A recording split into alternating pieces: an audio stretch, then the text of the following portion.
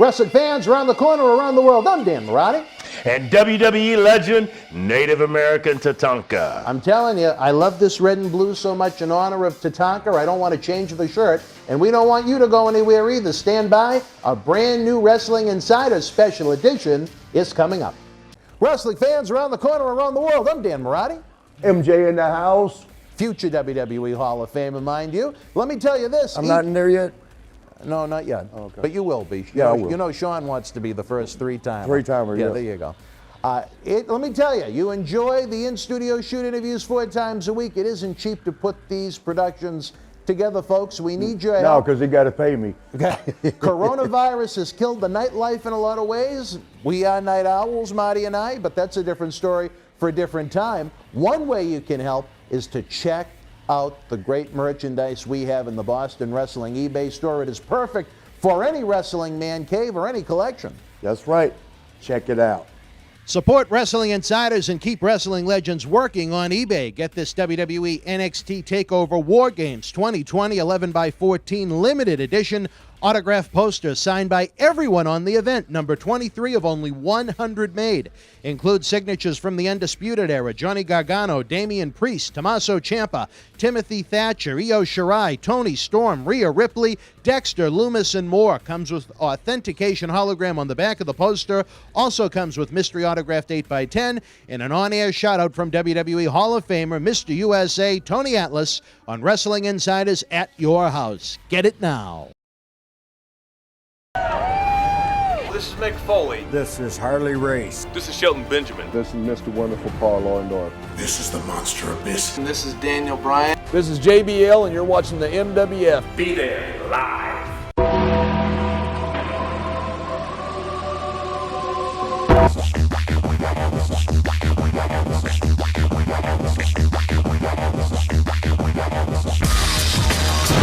Wrestling fans, we hope we find you well wherever you may be, whether it be around the corner here in the zip code of Champion 02176, or like some of our great fans halfway around the world. We got them in England and Australia that tune in during the premiere. They chat to my right with their thoughts about the show. It's always a lot of fun, even though not all of our episodes are live for the fans to watch, like when you were with us back on December the 12th. We do have premieres that go along with the episode, so we can get that instant feedback from the fans that join us. If you could, share the link on your social media, tell some friends. Let's keep growing what we're doing, because our mission is, along with trying to keep the lights on, is to give professional wrestling legends the platform to come and tell their stories. And in these coronavirus times where there are so fewer live wrestling events, almost none, where there are fewer autograph and fan fest opportunities, let's keep them working. A lot of these great guys didn't wind up in the plum position that Tatanka has, which is a good place in life. We have Tony, we have Marty, we've had others. You know, they really need the work, and that's why what we do, it pulls on the strings of my heart, so to speak, because since I was broken in as a 13-year-old kid, I was taught that we are a brotherhood. We may disagree, we might not even like each other, but at the end of the day, like we noted on one of the episodes, we should always have each other's back. Yep. If you can't count on someone to have your back, they don't belong in the industry. You can disagree, but don't be disagreeable. I like that line. There you go. I like that line. All right, we're going back to 1991. We are just about on the tip of the iceberg with the Native American Tatanka's television debut after a tremendous series of vignettes taped in Pembroke, North Carolina itself. Longtime fans know how much I love that area of North Carolina because of the live MWF events we've had down there previously. He had big televised win over Skinner. You're on the road working with Skinner and Cato. Take us back to Thanksgiving Eve 1991. Detroit, Michigan, it was Survivor Series. The Undertaker won the WWF World Championship for the very first time. You weren't featured on the pay-per-view itself, but in a very important position in other ways, you were entrusted to kick off the presentation to the live audience with the victory over Cato before the big pay-per-view extravaganza began. Correct. I remember that. Yeah. You know, it's tremendous when you're sitting here thinking about all that too.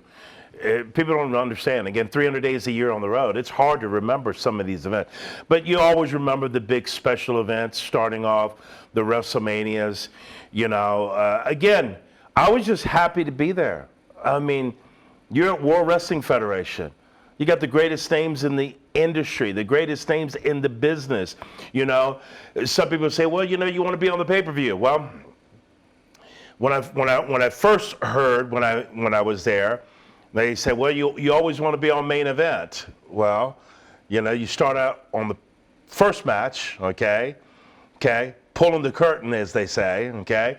But then if you do well, which we're going to end up speaking about him, Martel, then you graduate to what's called the popcorn match. And most people say, well, the popcorn match is still not main event. Well, I was taught that your first match was very important. They just didn't put anybody in your first match. They didn't just put anybody to kick the night off either. It's just like us at WrestleMania 9. As I was traveling here, everyone went, man, I just love WrestleMania 9. It was tremendous. And you kicked it off, and it was the first time ever that a WrestleMania started with a title shot. So we kicked the night off. Why did we do that? Because Shawn Michaels and myself had wrestled several different times, and they were all great matches, and the fans were ready for Tatanka to take that belt. So it was great to kick it off because it kicked WrestleMania off with a boom. So same thing there. I would have loved to have been on the pay-per-view, but again, to be able to kick the night off, it's very important because they're depending upon you to get those fans in that mood. Boom! So to be the first one out, it's not like, well, main event's the only guys. Fans are now getting to hear that to be the first match tonight, they have to trust someone to be that first match tonight. If you don't think so, watch WWE for so long with Monday Night Raw. Look, how many times did you see Monday Night Raw, okay, and the group, New Day, would start the show all the time. Why? Because they were exciting. Yep. Why? They got all the fans into it. Everyone was excited, and it kicked the show right off. So to be in that beginning position to kick something off is a very important position. But to graduate to the popcorn match is very important too, because your job is to get people back into their seats, to start slow, to get them back into the seat, and then build and kick that second half off that they're ready for the semi-main event and they're ready for the main event. Guys don't think that way nowadays. Guys want to come out with that first match and be the main event. They want to do everything in that first match like a main event.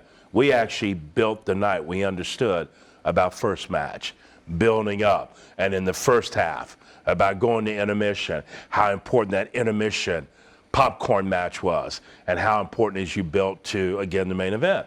That's what we did, man. We worked together as a family. If you were coming out in a dark match before, your job was to set that place on fire, because here comes the pay-per-view. You had to set the tone for the big You event? have to set the tone. So most people look at it and they don't understand our business, but it's very important positions.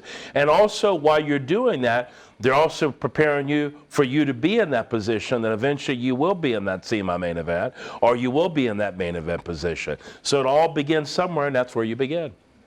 Well, it was a big event for The Undertaker, certainly, too, to come away with a pinfall victory over Hulk Hogan. Yeah, and that was such a great time for me, too.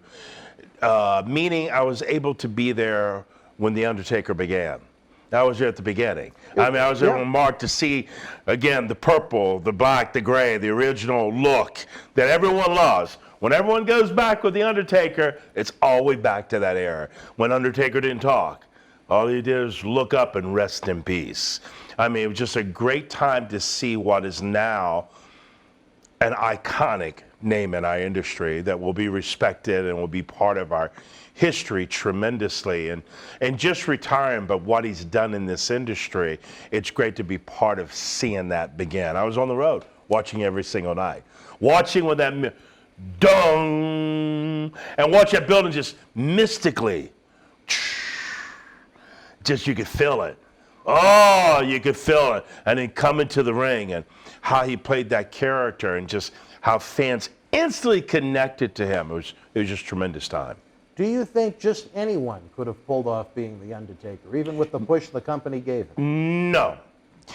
I mean, let me just give you a perfect example. Undertaker with the music. Dong, how he'd walk. Dong, boom. He just didn't walk.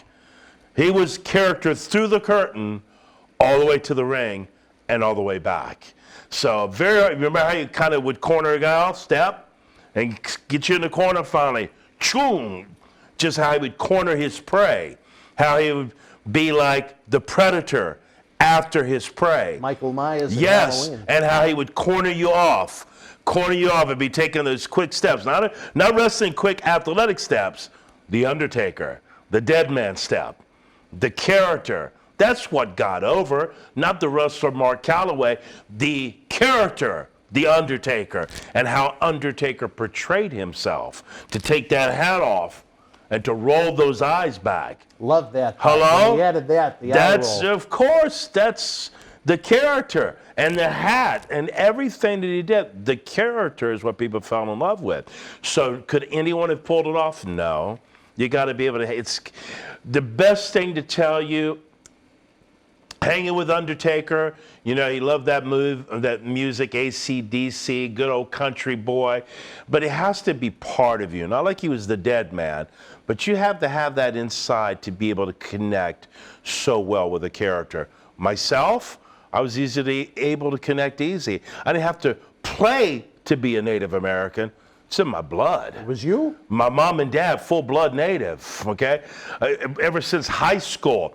You know, they knew me as, even though I wasn't Cherokee, they represented my tribe. Some people called us part of the Cherokee. So even during high school, they were chanting at football, Cherokee Chris Chavis, CCC. They would even have Really? it. Wow. They would even go Cherokee Chris Chavis in the stands. I was one of the top football players in school. We were state champions in school too.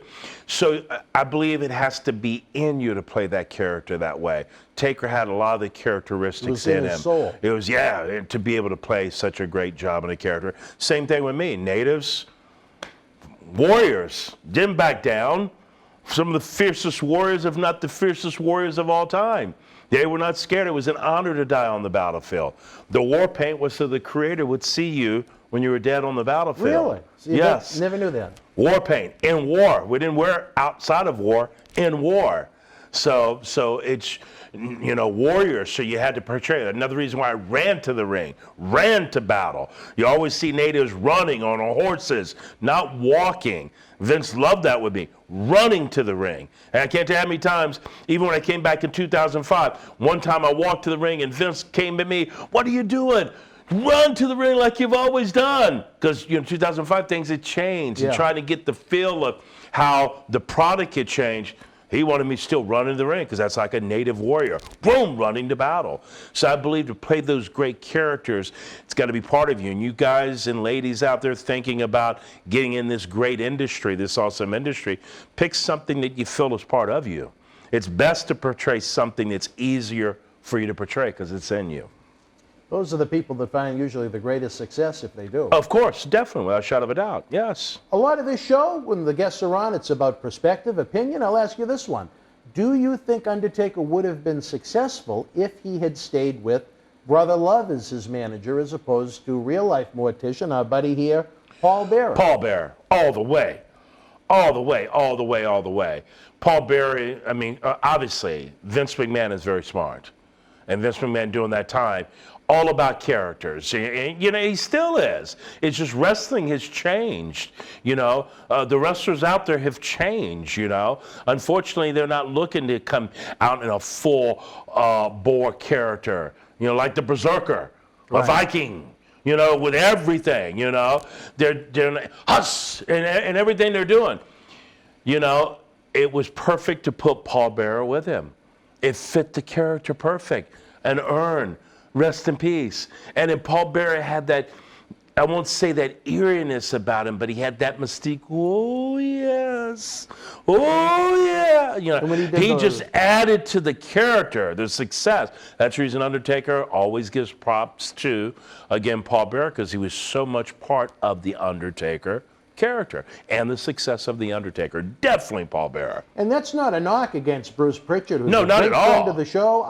I don't know if you're familiar with the success of Bruce's podcast. Of course, yeah. But when he's done some of his live podcasts, I've actually emceed and opened for Bruce. So I think the world of Bruce Pritchard. He's been a big help to our toy drive in the past.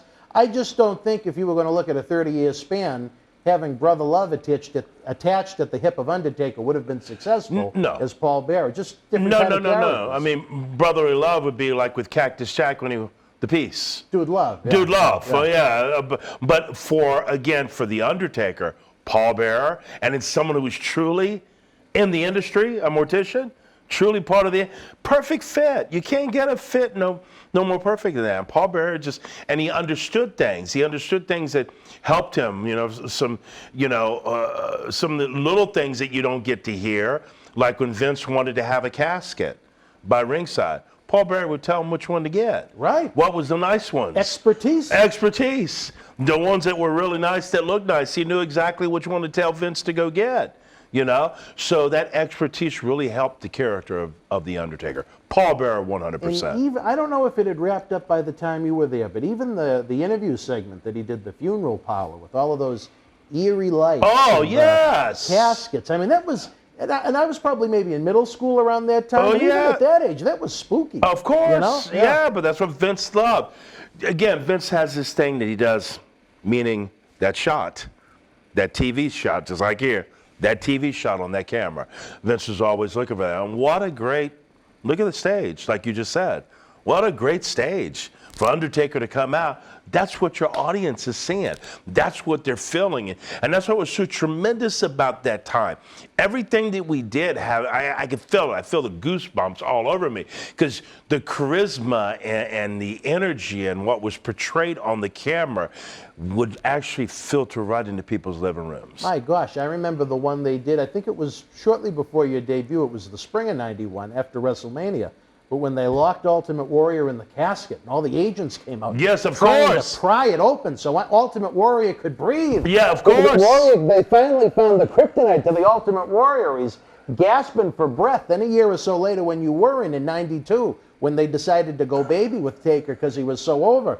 And Jake Roberts shut the casket on his hand. Oh, and, yes. And Jake's taunting him, and Undertaker's like, Michael Myers trying to walk with his hand in the casket. Of course. Oh, that's the magic that's missing today. The magic. That's it right there. And it's too bad because they're That's such it. great athletes. That's but it. They just don't have that. You got great athletes. You can't take away from the guys that are doing tremendous things that you never seen guys do in the squared circle. But again, you can't change history. And Right. the history has been phenomenal with the 80s and 90s and the storylines and the characters. Most important, again, as you said, as this show goes worldwide, I go everywhere worldwide still today. This upcoming year, I'm already going into Canada, UK, events already booked. I don't care where I go, Germany big. All they love is WWF. They'll come to your table and won't talk about the John Cenas. They won't talk about the Randy Ortons. Great superstars have done tremendous things. They go back to the 80s and 90s all the time. And you can actually see the fan base actually light up when they start talking. They actually light up. You could see they were there. You could see they were part of it. It's just there was a connection that we had then. And I love WWE. I love a lot of the people in WWE. A lot of the wrestlers there have come through our promotion. Friends with a lot of office people that I got to meet through the time I had with Ed Cohen and such. I'm a proud WWE stockholder. Yeah. Oh, but, cool. Sometimes I wonder, it's just a company that is so smart, that has had so much success. Right now, you look at, especially pre-corona, television ratings are in the gutter. Network subscriptions are down. Merchandising is down. Live event attendance was down. When you have a network of so much greatness, why don't you go back and see, now, wait a minute, what was going on in the 80s and the early 90s during that boom? How can we modernize that in 2020? When you look at the Attitude Era, okay, you're not going to go over the top again with a publicly traded company with bra and panty matches. Of course, and things like that. exactly. But what can we take from that Attitude Era that was so successful and modernize it in 2020 as opposed to presenting a show every week that, again, it's nothing personal against the athletes in the ring. I think it is, while certainly not the size and the look of danger that your era presented, probably the greatest group of athletes we've ever seen at one time on one roster as far as what their bodies can physically do. But just not the interest in the fan base, a large enough number of them wanting to see it compared to yesteryear. I just think at some point you would look at those great bodies of work when there was so much success, when you had a roster where everybody was over. Everybody was over. Bottom. Everybody was over. Well, again, everyone was, the difference was everyone was unique. No one looked like each other. So everyone was a superstar in their own right. No one walked out like the Bushwhackers. No one. No one. Do you know how many times I've heard about Luke Bushwhacker? I've seen it on camera. I can't remember exactly what Royal Rumble it was, but he walked down. Yep. He went Jumped in the right ring, over, yep. stormed right out. He was Kept in 1 second, and he went right back like this. And fans remember that. Yeah. He didn't win. He didn't win the belt. He didn't win the Rumble. But they remember how he walked and got in the ring and just stormed right out the other side, and he walks right back all the way. It was Character. it was a 6-second spot in a 60-minute match. Absolutely. And 30-plus years later, it's remembered. And it's remembered. And you want to know something? Crazy. They tried to replicate it by eliminating someone even quicker in a more recent Royal Rumble. Yes. I couldn't tell you the year or the wrestler. But I remember the one with Bushwhacker Luke. How like do we that. remember? What do we remember? Yeah. Why can we talk about something, say? It's nuts. Again, we can't go back to things that you've seen in that Attitude Era, I agree. And again, Vince's went with Mattel. Everything had to be PG. Sure. But also PG has brought more money to the company because of sponsorship, okay? And Vince was like that before. It was all PG in the 80s and 90s. I just think that, again, a lot of talent out there in the ending of the 90s when guys came out of their character, okay? And then another thing you got so many guys that go by their regular names or a little twist of their regular names. Nobody. Yeah, when I started, I was War Eagle Chris Chavis, but guess what? I'm really Native American. The Chavis is a strong bloodline of the Lumbee, Chavis and Lockalair. So I could come in with my regular name. But all of us had character names. We weren't known as Chris Chavis, what we're known as Tatanka. Not known as Mark Calloway, known as The Undertaker. Paul Bearer, not Percy, Paul Bearer. That's how everyone is remembered. So again, it's just I'd love to see them. Fans are begging for that. To see that mix of all of that come back. Seems like it'd be so easy to do, but I think so many talent is so programmed on the wrong thing. Like we were talking on an earlier episode about who should you look for training. They're getting programmed wrong by people who really don't know what is the right thing. And then you get the few guys who are hitting it big, like Randy Orton, but who was he taught by? His dad. Great man. Great. So he has that old school era, knowing about when to do something in the ring at the right time. Being the Viper. Those little nuances. The little nuances, boom, that look and turn and boom. All the things, it's the little things in this business that make you the great superstar you are. I've said it before and I'll say it again. I think there are more fans right now of professional wrestling that don't actively tune in to weekly wrestling shows than there are that do. I think there's millions of fans out there craving for something like there was in the 80s. They talk about it all the time. Yeah. Everywhere I go, they're craving it. Everywhere I go.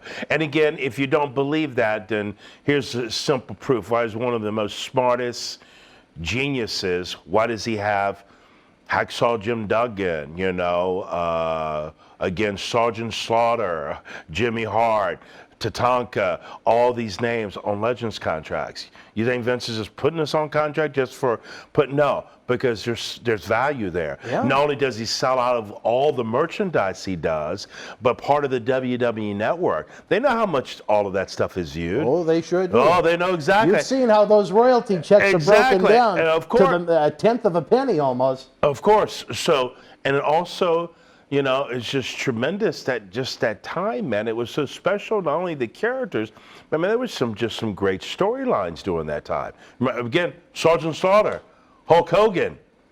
When Sergeant Slaughter was the heel, what heat did he have? Saddam Hussein's buddy. Where do we see heat anymore? Like, where do you see that you really cannot stand the bad guy?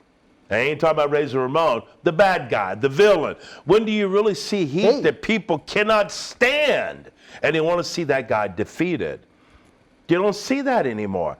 That's very important to have that heel that has that heat, because it takes that baby face and makes him even stronger and puts the fans behind him even more strong. Again, you get right back to the basics. The Rocky Balboa. Yeah. Rocky Balboa, Mr. T. Hello? Mr. T. Arrogant, villain, attitude, talking stuff to Rocky's wife. I bet you'd like to have a real woman. You know? And then fired up Rocky. You want to fight? Real storylines. It meant something, but it gave more power to the baby face too. When you had a great heel, it empowered even the whole storyline even more. So yeah, it would be great to see that. Fans would love to see that. And what's crazy is we're talking about all these negative things about WWE in 2020, but it's at a time when the company is more profitable than it's ever been before in its existence. Exactly. Imagine how profitable it would be if they could find a way to bring that fan base back, to reinvigorate that fan base that's left wrestling right now just because there's not something that they resonate with for whatever reason. It's limitless, the money that could be coming in. And to say it in a simple form, when I was looking to go to World Wrestling Federation and I knew that the door was already opening and I was going there, or my ideal of going there, when I watched him on Saturday morning TV, one of the automatic things that I knew without a shadow of a doubt, who am I going to play? Who am I going to portray? Automatically, I knew there had to be a character. In that day, there wasn't like just showing up in my boots and tights. You weren't going to be nobody special. You know, that was all the extras. And they were very important, but that was the extras on TV days who got their butts whipped because we beat the dog crap out of them. Because Vince always wanted TV tight.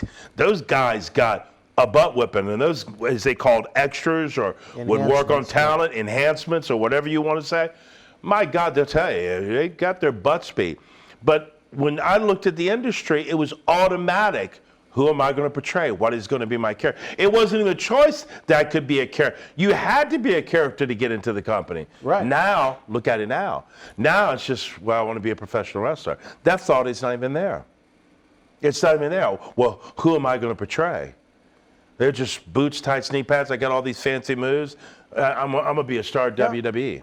Look, not to single anyone out, but look at someone like Seth Rollins, an outstanding athlete that can put together very exciting matches to watch.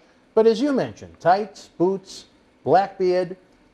You know, for a while they portrayed him, instead of being the world champion that just beat Brock Lesnar, they had him as almost the underling to his girlfriend, Becky Lynch at the time, the man's boyfriend, which I thought castrated him. I mean, would you look at Seth Rollins coming down the street and saying, shit, I don't want to mess with that guy? Of course. And it's nothing against him. It's just that's him as a human being. Of course, but exactly. Not only they have this exceptional athlete, but there's no element of danger. So what do you do minus the element of danger?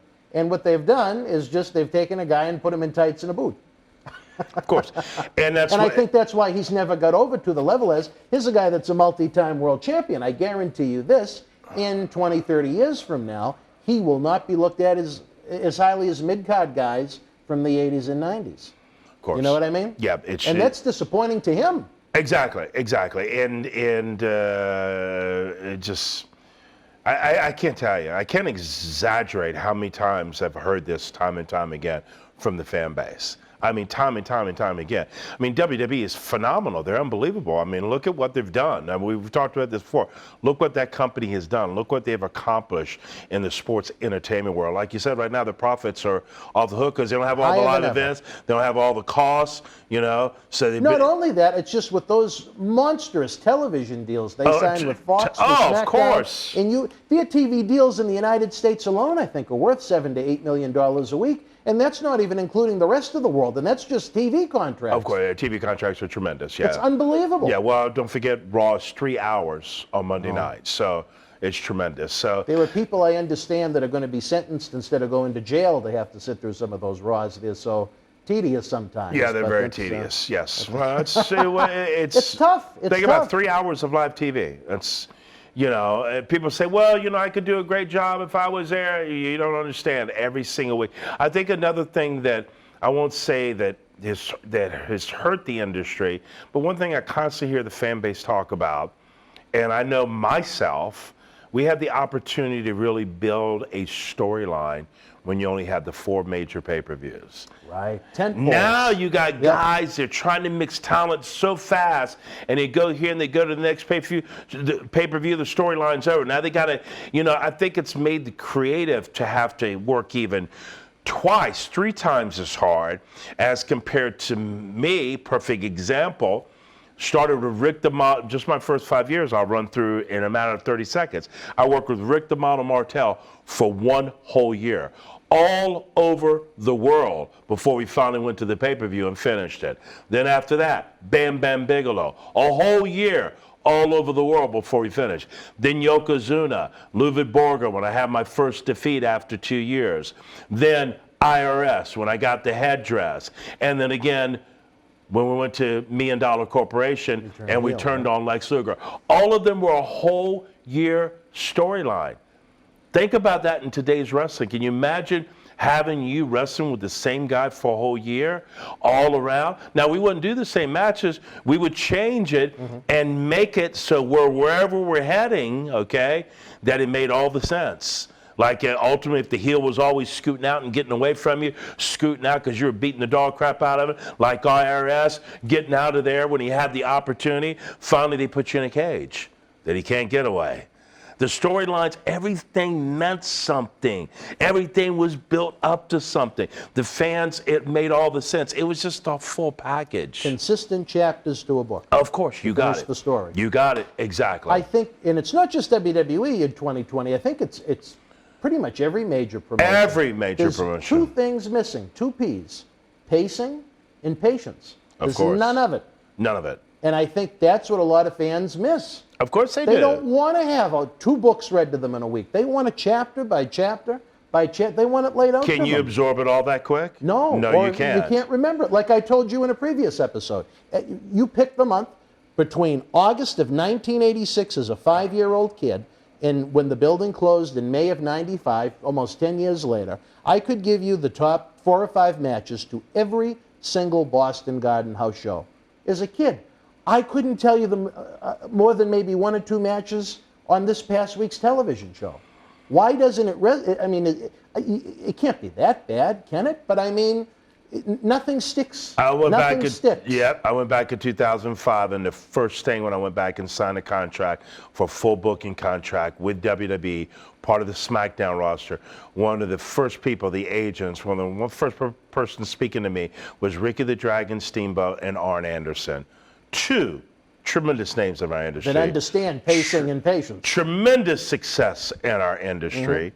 And like they said, here we are with all the experience and knowledge that we have, and we tell these young guys, and it's like going in one ear and out the other ear. We're always trying to tell them, slow down, slow down. Again, patience. Let the fans absorb. People, it's like, what I noticed when I got there is like, ding, ding. It was like horses out of the gate. And you run until ding, ding again. Yeah. It's like you're truly running a race. Where before, man, look what Hogan would do when he would come to the ring. Look what Warrior would have his match just coming out, running to the ring, shaking the rope before the ding ding. That was probably the biggest pop and the most excitement right there. Even Hogan coming out, doing his stuff. Boom, doing his stuff, posing it, ripping the shirt off. That was it right there. The work began from the moment you walked out the curtain to the moment you worked back in the curtain. Exactly. Not just when the bell rang. Exactly. And I think that's missing too. Of course it's missing. And I hate to say it because, again, great group of athletes, but where they're so limited with TV time as far as the bell-to-bell, it's like they try to fit in every wrestling move they know in a 4 to 5 minute televised match. Of course. And the selling is a lost art. No one sells anymore. Oh my gosh, you just brought a great thing. No one sells. People are too. I think no one sells because people are. Well, yeah, the time is a factor. Okay, don't forget we're doing TV and they have to be done in 5 or 6 minutes for again that advert time because that's where they're making their dollars. Right. Okay, but again, anybody selling. People are scared to sell today, the baby faces, but also you really don't know who the heel and baby faces are most of the time. No one cheats. But back in the time, the baby faces would sell. You remember Hogan laying on the mat and then someone's stepping on him, he's shaking on the mat like he's totally destroyed. And then finally would crawl up the guy's leg and come to his knees, all of a sudden hit him, boom! All of a sudden, now, boom! Well, here we come. Here it comes. That slow comeback. As I teach kids when I do train, I've done some very successful trainings. If you can't create that magic, I could feel it right then, just getting ready to start talking about it. You can feel it. You can start feeling. If you can't create it by talking it, you shouldn't be doing it in the square circle. You know what I think it is sometimes? It's almost like when you watch the shows, everybody wants to have a match akin to WrestleMania every week. Right? Everybody has the 2 7/8 kick out at the last second. Of course. And hit 15 different finishes and whatnot. Of course. What they're losing track of is that it takes a whole year to get to that moment to have that WrestleMania match when that 2 7/8 kick out really has an impact. When kicking out of someone's finish is memorable to a generation. Of course. You know what I mean? Yeah. Of course. Well, that was something that we used to joke with all the time back in the day, but we only did it at the right times where we did the 2 7/8. And when we do it, you could hear 1, 2, ah! You could actually, the crowd would come with it. It's done so many times now, the crowd don't come with it. You expect it. You expect it. Here it comes. Oh, yeah, I knew he was going to do that. Another one that drives me nuts, and again, we're getting way off the track of Tatanka's career in early 1991 and 92, but count-out finishes. Of course. Watch the TV show, count-outs could be a finish. What happens when the guys go out of the ring? 1, 2. All right, wrestling fans, we'll be back after this brief timeout. Exactly. The match could end from a presentation point of view, and they just act like it's nothing. Exactly. You've eliminated that as a potential finish. Well, they've eliminated that. Drives me nuts. Yeah, eliminated it. Well, it makes, let me tell you how, again, perfect example, you just reminded me again. When I tore up my headdress, the storyline from that point was, I had to turn the volume up, meaning I had to be pissed off. And he was in fear. Okay, meaning when his music hit, people were booing, but when my music hit, they popped. I came running the ring, slide right in. IRS sees me coming. He's going outside the ropes. I grab him by his waist of his pants, and I'm war dancing around him. Shoom, shoom, shoom. Tomahawk, boom! Grab him by his tie. Tomahawk, boom! Rolled outside the ring. You know, staying outside. Me chase him. Back in. Heel stop. But again, the great countouts was when you're just you're getting your revenge, and the referee tries to stop you, grabs you for a second. You come back, he's rolled out. He literally walks. He's had enough. He literally gets to 10 count. You win by the countout. Right. But it made sense because Tatanka was teed off. He's going to kill him. He was teed off. You shouldn't have ripped up his headdress. Makes sense. But they missed an opportunity. And you know what else I'd like to see every once in a while? How about have a match actually end during the commercial break? To make the fan want to tune in and actually say, geez, I don't want to change the channel. This match could actually end during the commercial break. I can't think of any time in ever watching wrestling ever that's happened. Correct. But correct. Maybe they need us down there. Right? Yeah. Well, you're already there. Maybe they need me. Of course. It's been a long time since I've been with poor Ed Cohen. He was a good man. Yeah, good man. I learned a lot from him in a short period of time. Yes. Anyway, back to where this topic began. You, Tatanka. I don't know if I'm breaking kayfabe now, but while you did have that tremendous undefeated streak for 2 years on television and pay-per-view across the world, there were some house shows where that didn't always go that way. Thanksgiving weekend 1991, you actually worked a string of matches with a top man and $1 Million Man Ted DiBiase across Canada. Yeah. Do you remember those matches? Well, can I tell you who the very first person I worked with when I started WWF? The very first person I worked with as War Eagle Chris Chavis, when they were letting me get to learn the business before making me Tatanka and then going with a 2-year undefeated streak. You're probably talking during that time because the first guy I worked with was $1 Million Man Ted DiBiase. Oh, was it really? Him and Sherry Martel was the first match I had. Really? I didn't know that. Not TV. Right. Live event. And the reason it was such a pleasure, and I remember it so much, because I tell a lot of kids, you need to be like this. Meaning you need to respect those who've been in the industry, but it's not that.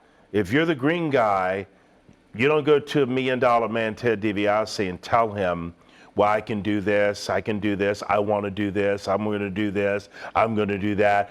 Telling him what you're going to do. He's a $1 million man, Ted DiBiase. He's one of the top stars in WWE. Vince McMahon's had him in that spot all the time. So obviously, if Vince knows he's good enough for that spot, that's in the story. I walked up to Ted DiBiase. I put out my hand. I said, it's an honor to meet you. It's going to be a pleasure to work with you. Tell me what you want me to do. And I shut up. And let me tell you this, I bet you got a hell of a lot more out of it that way than if you did it. I'm going to tell everyone something right here, right now. Great. I shut up, didn't say one word.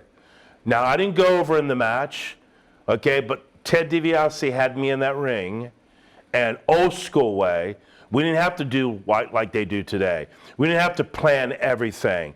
For 2 hours for a 12-minute match or a 10-minute match, I got out there, and $1 million man Ted DiBiase, as being the seasoned veteran, called it in the ring. Okay, called it in the ring. So you go to the ring, not knowing what you're going to do, but you have a guy, because of respect of what I did, and because of him being who he is, knowing his position, he shined me at the beginning, made me look like a superstar, then cut me down when it was time for the heel time, and made me fight from the ground up, gave me those hope spots, gave me that comeback, but then finally shut me down and got the sleeper and got the win. But what happened with that, because I didn't tell him what I wanted to do, I went back to the office. You know what he did, Vince? So it's going to be an honor to meet you, pleasure to work with you, tell me what you want me to do. He shut up. I called everything. He didn't tell me what he wanted to do. He did everything I told him to do. You better believe that opened the door for the 2-year undefeated streak, because he was one of the ones that you got to be listenable. And as we're sitting here talking, God gave us 2 ears, and he gave us 1 mouth for a reason. We should always listen more than we talk. You gain wisdom by listening. Unbelievable as we continue to get those cues from the back. One more before we go. $1 million man Ted DiBiase, great guy we've had here in the studio. It's unfortunate. I don't know if you heard about some of the religious issues that popped up down in Mississippi that we hope get cleared up, because sometimes with social media in these days and ages, they take a sentence and they like to turn it into a book. But I think Ted is just a great guy. Oh, he's a great guy. Now, I don't know what you're bringing up. We could talk about that later on, but Teddy is a great guy. And not to get off on anything, but everyone needs to understand that faith is not about being perfect.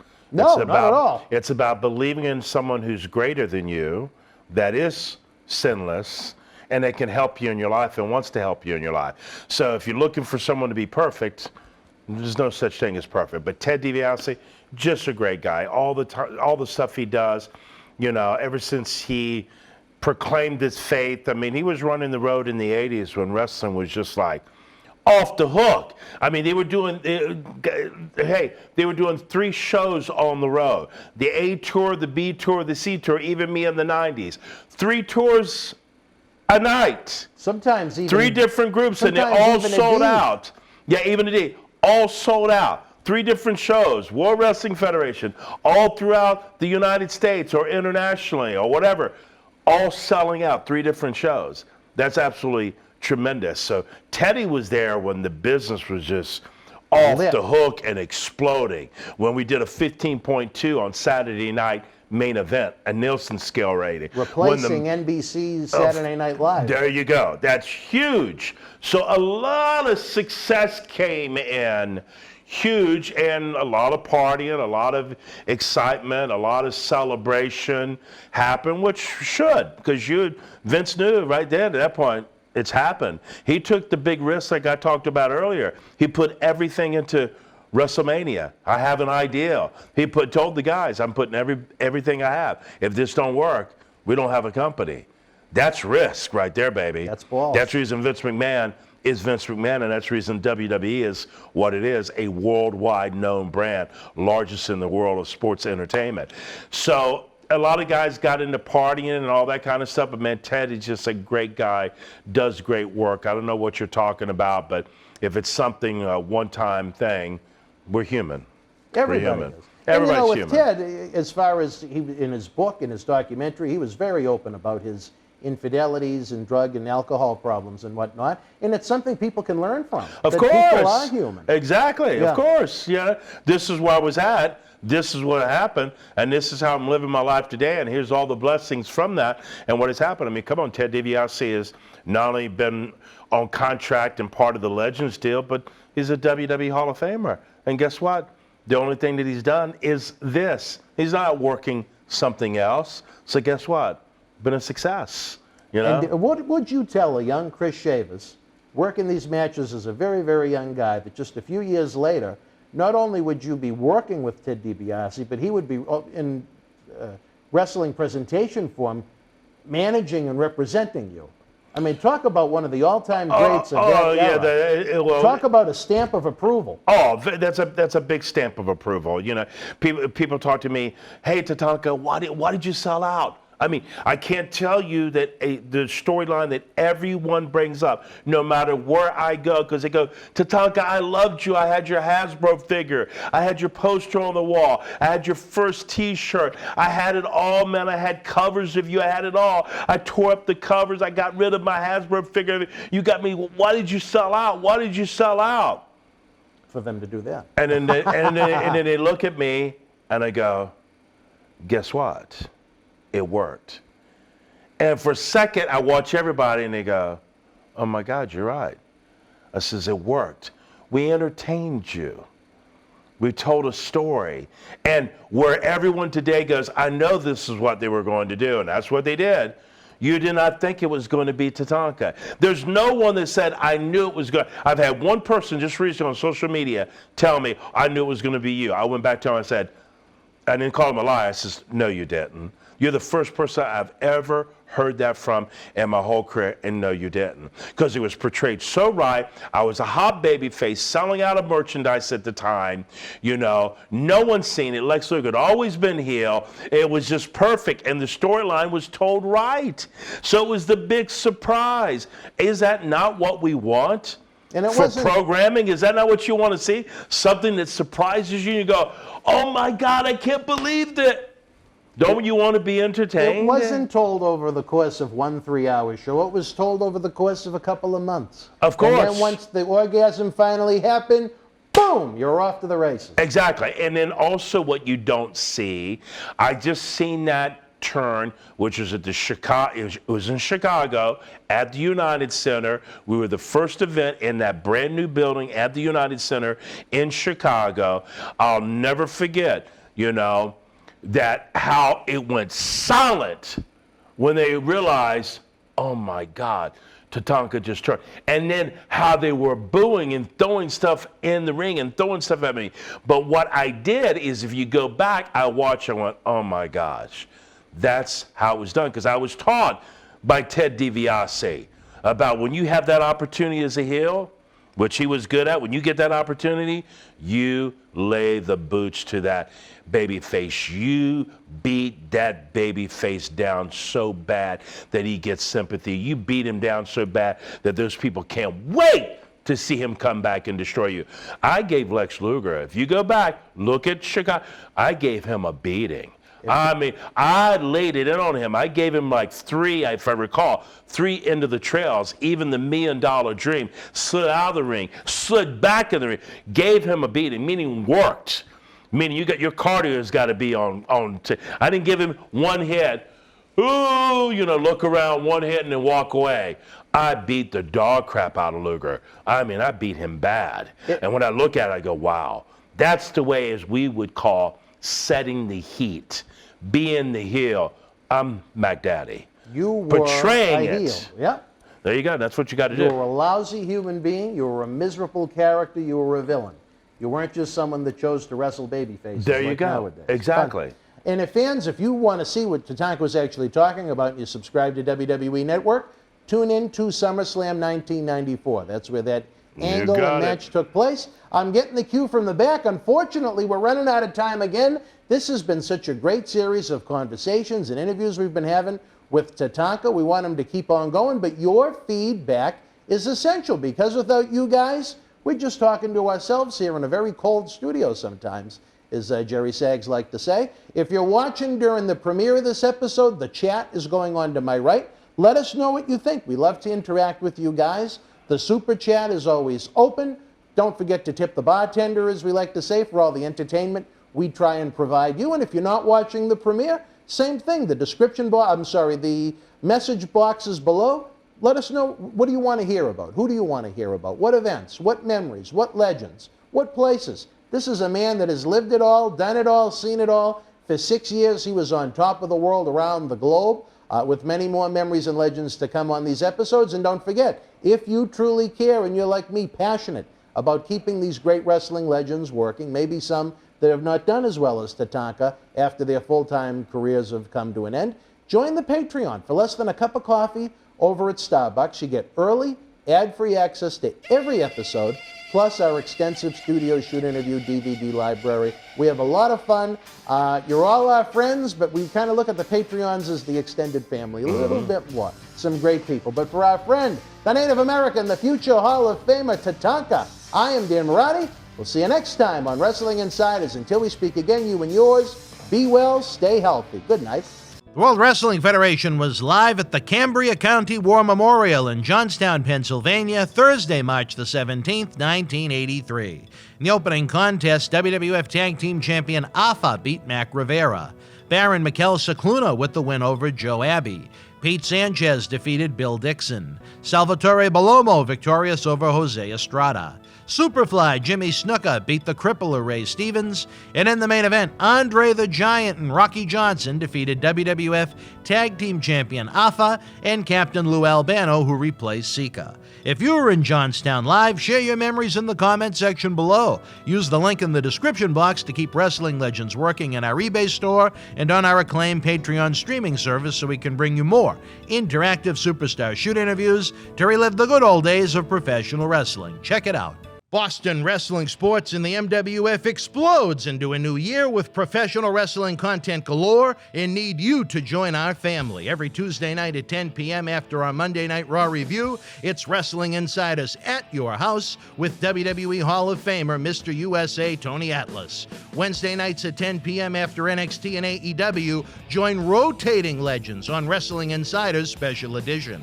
Every Thursday night at 10 p.m. after our NXT and Dynamite review, it's Marty Jannetty's no-holds-barred sex, drugs, and rock and roll journey on Wrestling Insiders Party with Marty. Friday night after SmackDown, don't miss John Cena Sr.'s Wrestling Insiders Fabulous Fridays. Plus, look for classic clips, history videos, bonus live episodes, pay-per-view watch-alongs, and more. For less than a cup of coffee at Starbucks, get early ad-free access to our Wrestling Insider talk shows, our acclaimed studio shoot interview DVD library, and help keep wrestling legends working during the worst of times. Join our growing family at patreon.com/Boston Wrestling.